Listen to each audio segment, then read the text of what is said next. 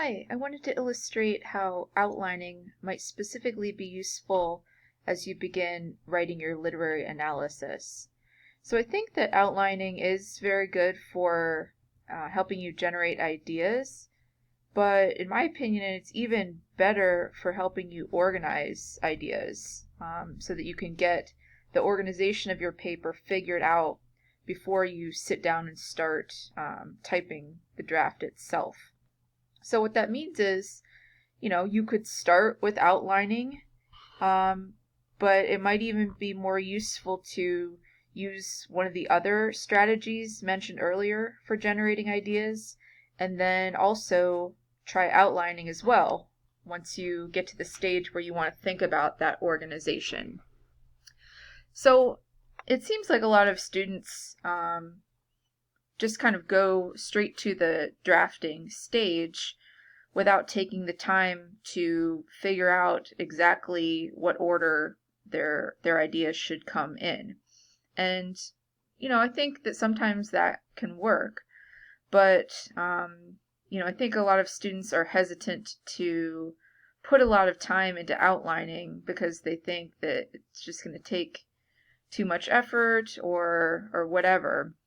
But if you really think about it, sometimes if you just sit down and start typing the paper, it will actually take you longer to write it if you haven't figured out what the best order is, where to place certain details, what's going to be the most convincing method. If you figure all that stuff out while you're still in the generating ideas stage, I think that it should make the actual typing of your draft go much faster, and prevent any writer's block that you might have once you get to that process of drafting. So I wanted to use that previous example that I was discussing in the last video, where I was showing you how to do cubing. And I used this example of the Wizard of Oz.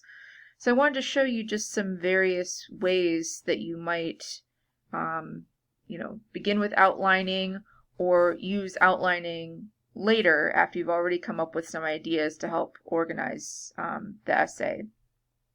So at the top, I just, and this is something that you could do as well, I just kind of typed out some general ideas. And what you have to remember is in this generating ideas stage, what you type doesn't have to make sense to anybody else. It just has to make sense to you as a reminder. Okay, here's what I was thinking a couple days ago when I was planning out the essay, right? So again, you can just type out a few phrases, sentences, whatever makes sense to you. So I just started by jotting down some main ideas that I would think I would want to talk about if I were to actually write an essay about the Wizard of Oz. So Dorothy's age seems significant because she's old enough to begin to understand the adult world, but she's still technically a child who feels powerless as compared to adults. That's probably something I would want to talk about in an essay. Something else would be the physical journey from Munchkin Land to the Emerald City along the Yellow Brick Road seems to symbolize Dorothy's journey from childhood to adulthood. Again, all of these things are in my opinion. Somebody could read that text and see something totally different. Something else I notice, Dorothy confronts people who are both good and evil, all of whom influence her to make decisions and take action. So that's it. Doesn't matter whether they're bad or good people, they all play a role in helping her make decisions as she's going along the Yellow Brick Road. She learns that power comes from within herself, and it's recognition of that fact that allows her to overcome her fears and get what she wants. Again, we have that ending of the story where she had the power to return home the entire time. And it's when she finally understands that she's able to go home. And going along with that, this idea that home is more of a feeling rather than a physical place. And that feeling comes from, that sense of safety and comfort in your own skin. So that's it. You might just start, whether you're going to do an outline or not, just by sort of jotting down some of the main ideas that come to your mind that you would want to talk about based on what you notice in the text you're analyzing.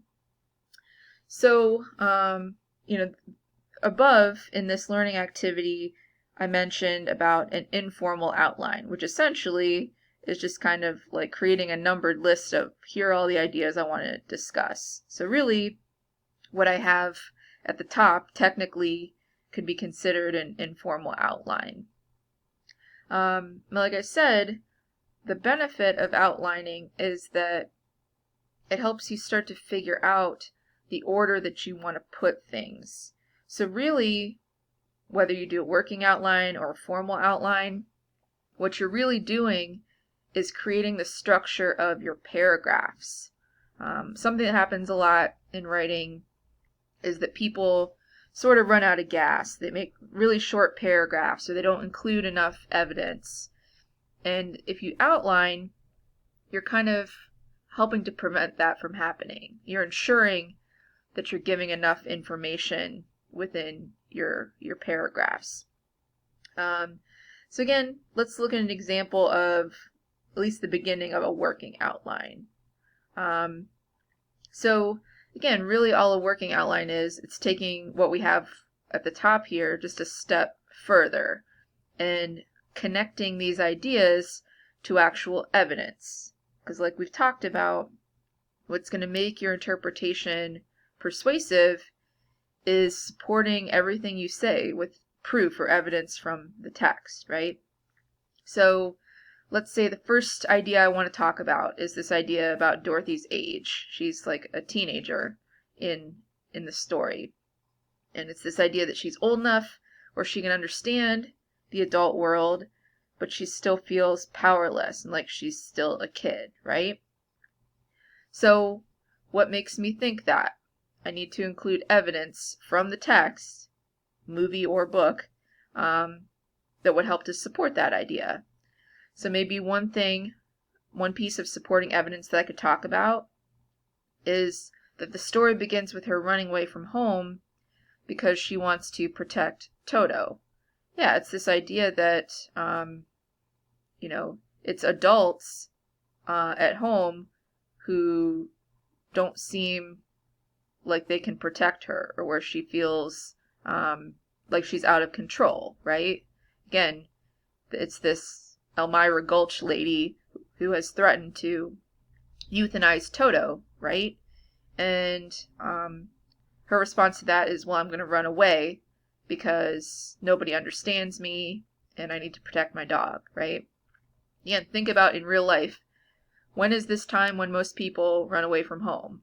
When they're in like pre-adolescence or when they're teenagers, right? And it's because they feel misunderstood.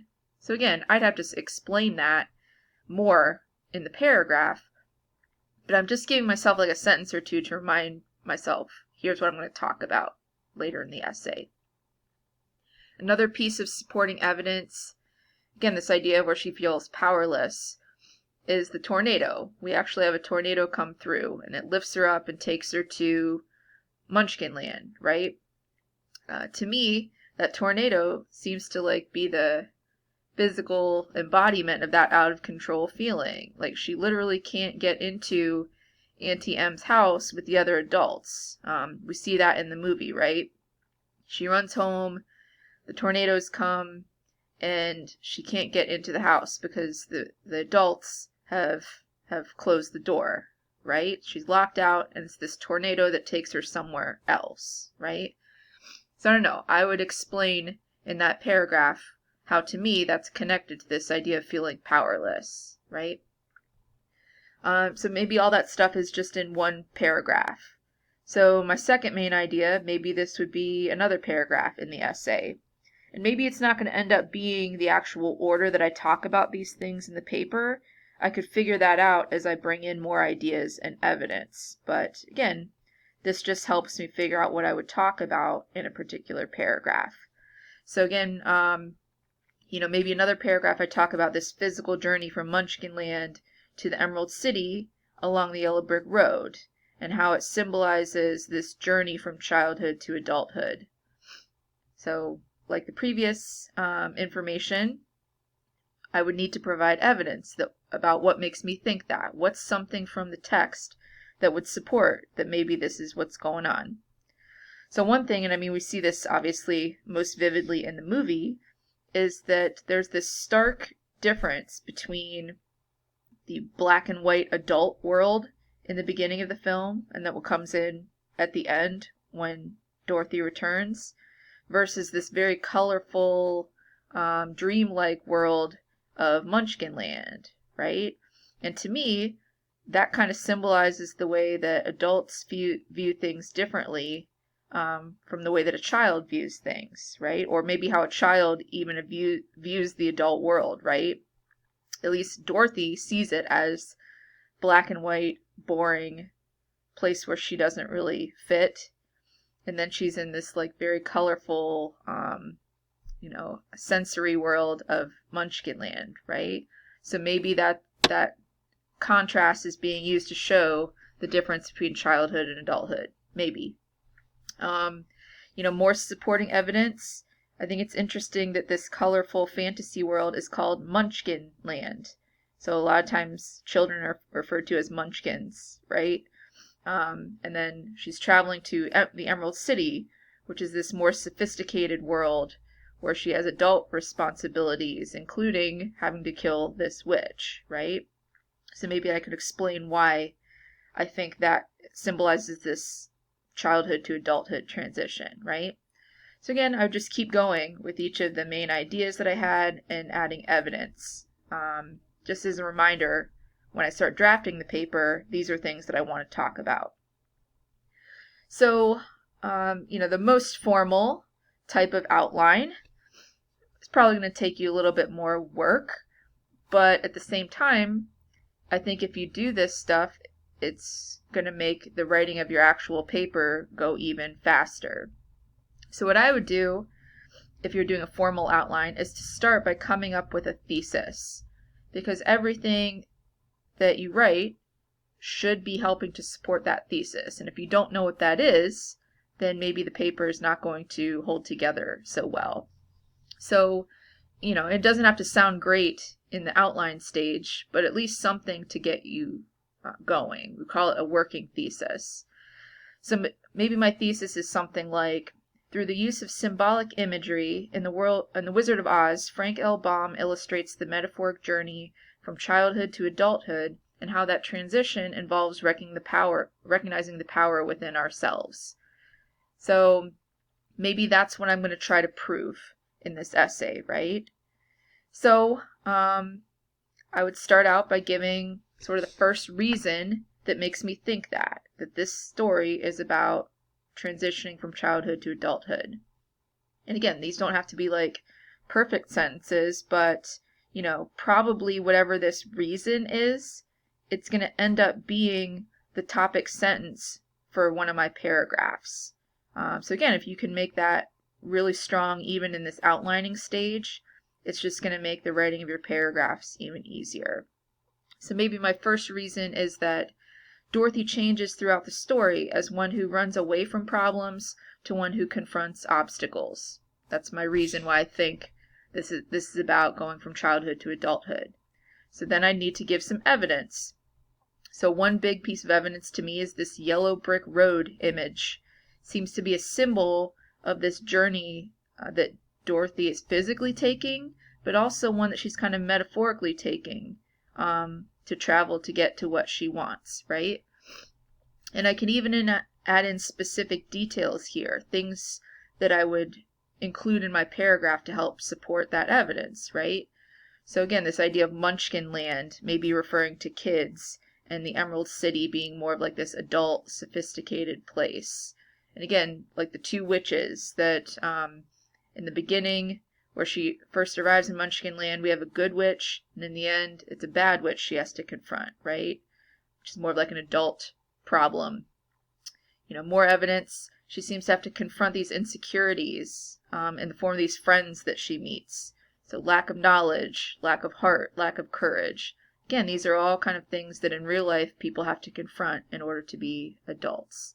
So again, this is just one example of how you might go about starting an outline for a paper.